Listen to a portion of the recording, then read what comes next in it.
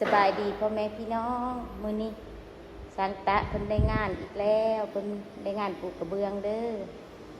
เดี๋ยวไปเบิ่งเพิ่นก่อนเพิ่นปลูกฮอดใสเลยมื้อนี้มื้อแรกวันนี้วันแรกแหกมาเนี่ยมาวันแรก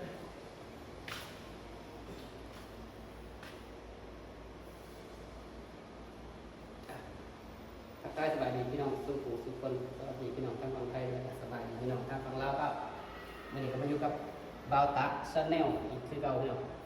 ได้งานเลยพี่น้องบ่อดตายได้งานปูเบื่อพี่น้องงานปูผนังแล้วก็ร่วมพื้นมีทั้งหมดปูทับมาเลยปูทับไปหินใต้ปูทับแล้วปูเบื่อเป็นผนังร่วมพื้นพี่น้องทั้งหมดก็เบื่อมีอยู่แค่สี่กอง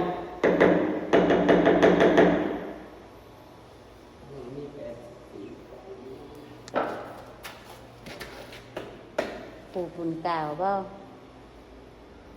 มีก็ตัดปูเป็นปูนกาวอย่างเดียวปูนกาวก็คือปูนดำพี่น้องเพราะว่าวัฒนธรรมลงพื้นที่แรกว่าจะปูเป็นปูนทรายแต่ว่าปูก็ได้ปูนทรายคือมันเป็นพื้นเก่าที่ปูเป็นปูนกาวเพื่อนนี่ครับ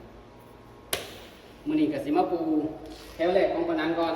จักสิได้ซ้ำใดพี่น้องเอ้ยเดี๋ยวมาเบิ่งกันพี่น้องกระเบื้องกับมันกระเบื้องใหญ่เนี่ยมันเป็นกระเบื้องหนา50โมเมนต์กระเบื้องน้อยมันกระเบื้องน้อยจะปูง่ายกว่ากันกระเบื้องมันใหญ่เพื่อสิแล้วแผ่นนึงพี่น้องเอ้ย ปลูกยากบ่ก็มียากแน่ง่ายแน่เพราะว่าผนังมันเป็นผนังแบบเอาเรียบหินทรายล่างอันนี้มันอาจจะหยาบจังไดพวกจ๊ะอยากได้ไม้เลยมาปูใส่ไม้ ปลูกขึ้นประมาณสักใดปูขึ้นประมาณ98 เส้นเพราะว่ากระเบื้องทั้งหมดนี้จะตัดตีนล่างออก2 เส้นเพราะว่ามันปู2 แผ่นถ้าปูเต็ม2 แผ่นมันจะ1 เมตรพอดีนี่ประมาณ98 เส้น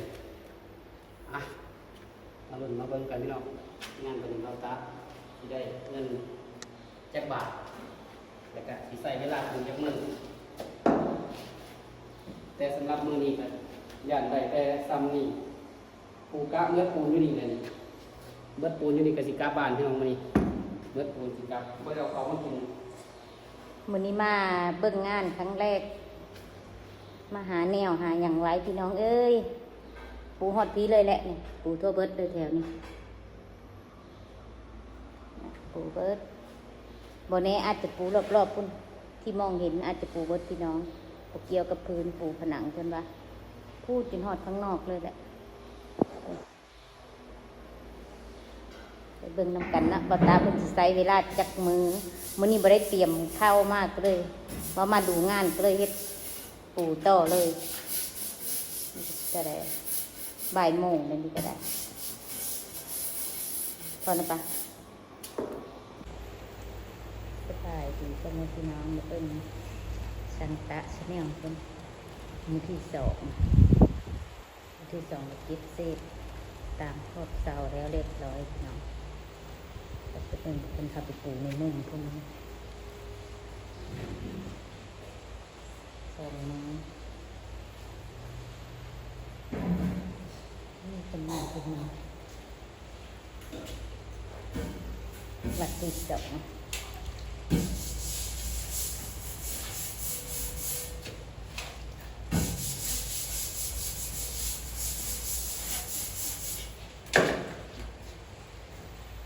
ได้เส้นนี้แหละพี่น้อง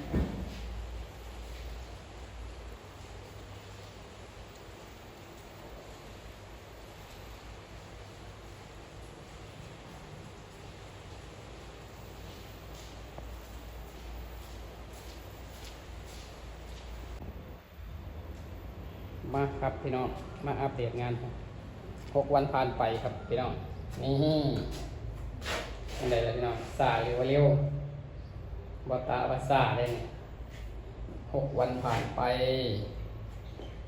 6 วันผ่านไปได้แค่ผนังปูขึ้นมา2 แผ่นกระเบื้องหนา50 6 วันผ่านไป คันว่าหลายกับบ่หลายคันว่าหน่อยกับบ่หน่อยเด้อพี่น้องคุณคุณเขาไปในซอกนี่อีกซอกมีซอกสองฟังเลยนี่แต่ละซอกนี่ก็10ตารางเมตรนี่ซอกนี่ก็10ตารางเมตรแล้วซอกนั่นก็10ตารางเมตรจากซอกมานี่ก็สิได้อยู่ประมาณ11-12ตารางเมตรแล้วฟังนั่นก็สิได้อยู่ประมาณ11-12แล้วก็บัดทีนี้วัดจากนี้ไปนี่ก็สิได้อยู่ประมาณ13หรือ14ตารางเมตรรวมแล้วก็น่าจะอยู่รวมแล้วน่าจะอยู่30กว่าตารางเมตรพี่น้องวัดจากศอกหน่อยนี่เข้าไปแล้วก็วนน่าจะได้30กว่าตารางเมตรใส่เวลาอยู่60,000แต่ว่ามันซ่าแห้งพี่น้องซ่าอยู่หม่องใดวะตินี่พี่น้องนี่สร้างปูกระเบื้องทั้งหลายน่าจะฮู้ว่ามันซ่าอยู่หม่องใดนี่เวลาเฮาปูกระเบื้องมาเฮาเจอเสาเฮาต้องใส่คิวมันบ่พี่น้องนี่ใส่คิวเห็นบ่นี่คิวเป็นคิวเลยนี่พี่น้องมีเสาแล้วมีคิวมีเสาแล้วมีคิวนี่เห็นบ่ซ่านั้นตัวนี้พี่น้องอ่ะสำหรับ6วันผ่านไปได้อัปเดตซ้ำนี้พี่น้องเดี๋ยวไปรับเบิ่งรับชมมือต่อไปว่าสิเลทเวลาไปอีกจักมือจังสิแล้วเนาะกะยังเหลือกะพื้นนี่ล่ะนี่พื้นนี่ก็อยู่ใน50กว่าตารางเมตรนี่กระเบื้อง50กว่ากองอ่ะพี่น้องสำหรับมื้อนี้กะสิกลับบ้านก่อนเด้อพี่น้องเด้อไปพบกันมือต่อไปพุ่นล่ะมือลงพื้นปูพื้นสิใช้เวลาจักมือ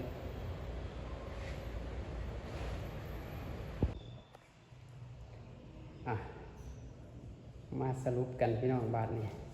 11วันผ่านไปพี่น้องมื้อนี้คือมื้อวันที่11ตั้งแต่เริ่มการปูกระเบื้อง11วันพุ่นเด้อพี่น้องเอ้ยบ่แม่นน้อยๆเด้อผนังรวมทั้งหมดผนังนี่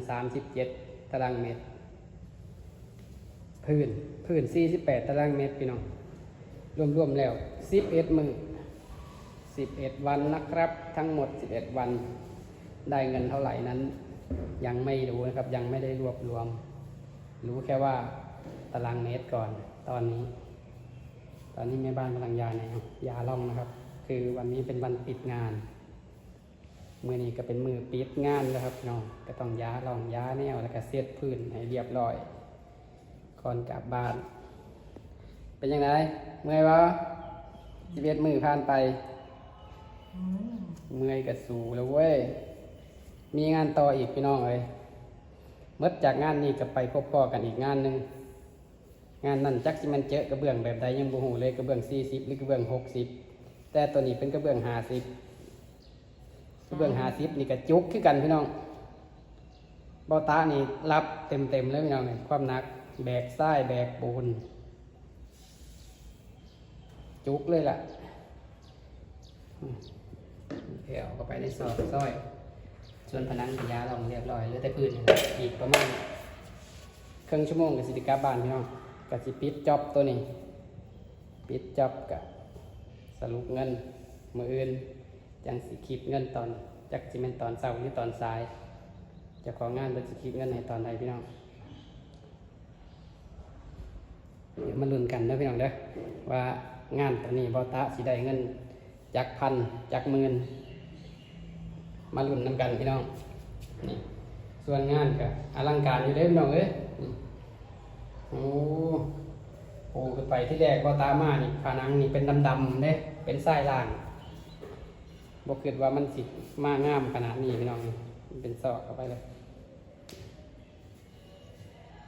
ขึ้นมาไล่ไม้ปะเก้ผนังกับลายหนึ่งพื้นอีกลายหนึ่ง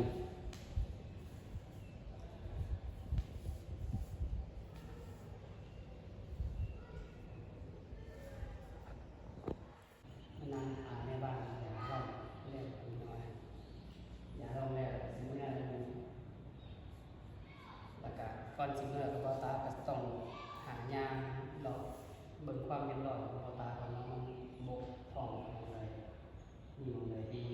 เห็นตา2 เส้นเดี๋ยวรอพี่น้องเดี๋ยวตาจะไปตรวจงาน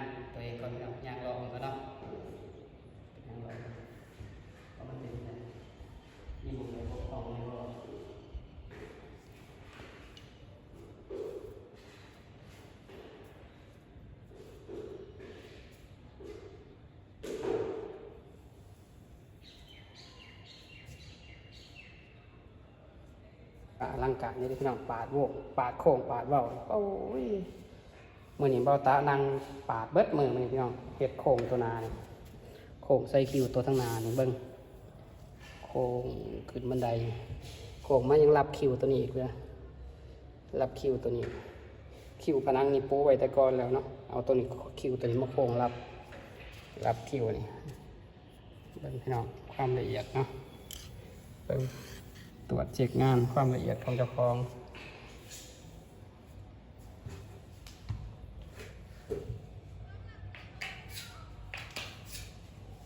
ตรวจไปเบิ่งไปถ้าเกิดมีการผิดพลาดหม่องใดก็ถ้าเพิ่นมีเจ้าของงานเพิ่นมาติเฮาก็สิได้แก้ไขนะพี่น้อง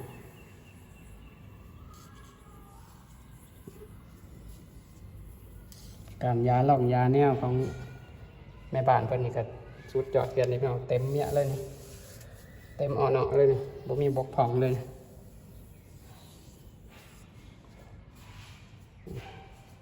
นี่แหละที่งานที่สาที่สุดคือตัวนี้เด้อพี่น้องที่บ่ตะสาที่สุดคืองานคิวนี่ครับพี่น้องคิวแลนเสาขึ้นมายังบ่พอได้มาแลนบนอีกเห็นบ่แลนรับขอเสานี่แทนการเสียมเลยพี่น้องแทนจับเสียมไปเลยสาสุดเลยนี่การปูผนังแต่เบาตาลงพื้นนี่ก็4 มื้อนี้เป็นมื้อที่4ลงปูพื้น4 มื้อ4 วันนะครับแต่ผนังนี่ผนังจักมือวะ7 หรือ 8 ใส่4 7 ใส่4 11ผนัง7 มือเลยพี่น้องผนังนี่รวมทั้งหมดนี่7 มือพื้น4 มือรวมๆแล้ว14 มือ11 มือเว้ยเว้าผิด รวมทั้งหมด11 มือกะตรวจเบิ่งเจ้าของกะเป็นอันเรียบร้อยพี่น้องคือว่าสำหรับตัวของเขาเองเขาคิดว่าผ่านกะถ้าเบิ่งเจ้าของงานเพิ่นมามื้ออื่นเพิ่นสรุปการคิดเงินคิดคำกะเพิ่นก็ต้องมีการตรวจตางานอีกรอบนึงนะพี่น้องเนาะกะต้องย่างตามหลังเพิ่นนะเดี๋ยวสิย่างตามหลังเพิ่นว่าสิเป็นยังไงเพิ่นว่าผ่านแล้วกะถือว่าผ่านแล้วกะมีงานรอข้างหน้าอีกแล้วพี่น้องเตรียมเมื่อยได้อีกเลยในบ้านเฮาเตรียมเมื่อยอีกงานนึงสำหรับงานนี้กะเป็นอันจบสิ้นเนาะส่วนยอดเงินนั่นกะยังบ่ทันฮู้เลยมื้ออื่นจะสิสรุปลงในคลิปสำหรับมื้อนี้กะได้กลับบ้านก่อนพี่น้องถ้าแม่บ้านเพิ่นแล้วก็กลับบ้านก่อน